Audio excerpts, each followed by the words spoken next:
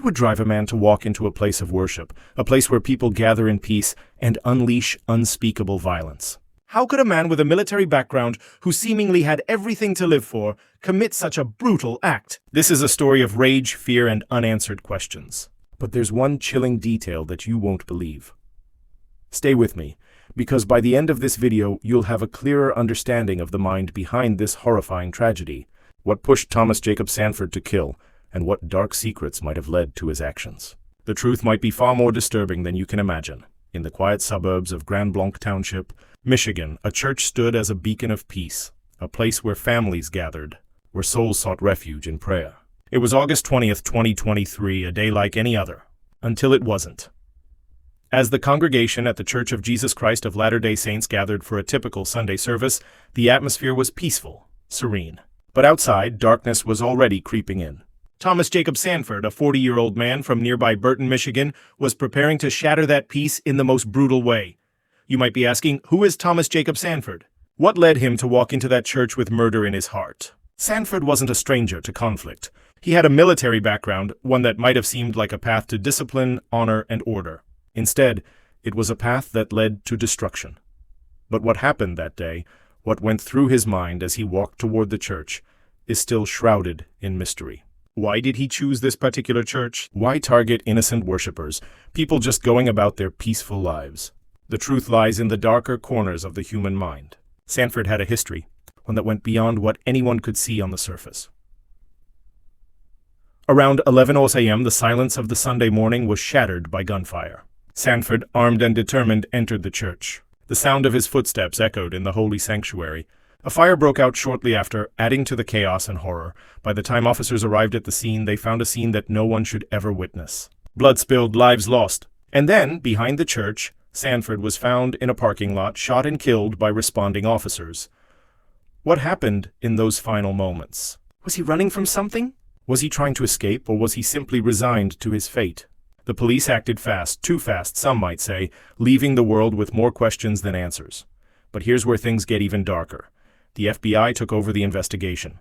Why the FBI? This wasn't just a random act of violence. It was something more. Targeted violence. That's what the FBI called it. But what does that even mean? Was this a personal vendetta? Was Sanford seeking revenge for something? And if so, who or what was he targeting? The investigation has revealed one chilling possibility, something that not many are talking about. There are victims here. Lives lost. Families destroyed. How do you explain to a child that their father will never come home? How do you tell a spouse that they'll never see their loved one again? These are real people, and it's easy to forget that. They are not just faceless statistics or distant news headlines. They were brothers, sisters, parents, children. And what about the members of the congregation? The ones who were there, caught in the crossfire, experiencing terror they never imagined in a place meant for worship? Some of them will forever be haunted by the image of Sanford's face. They will remember every horrifying moment, the screams, the shots, the fire. It will replay in their minds for years to come.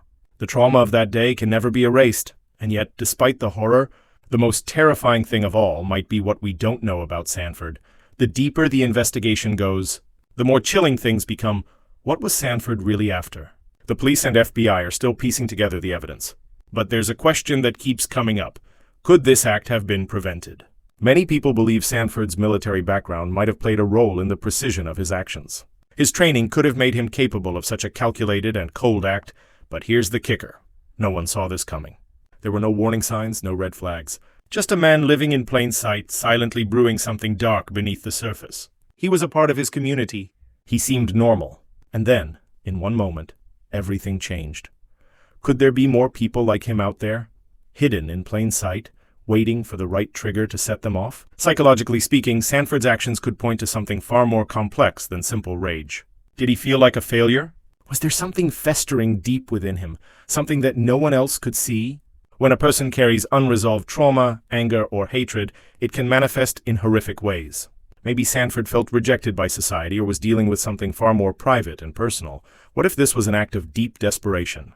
The question still remains, why? Why did a man with everything to lose walk into a church and take lives? Was it revenge? A cry for help? Or was there something even darker lurking within his mind? The investigation continues, but we may never know the full truth. But one thing is certain. This tragedy has left scars that will last forever. The survivors will carry the weight of that day for the rest of their lives. And we, as a society, must ask ourselves, how do we prevent this from happening again? If you want to stay informed about the latest updates on this investigation, make sure to subscribe to this channel and hit that notification bell. Leave a comment below with your thoughts on the case.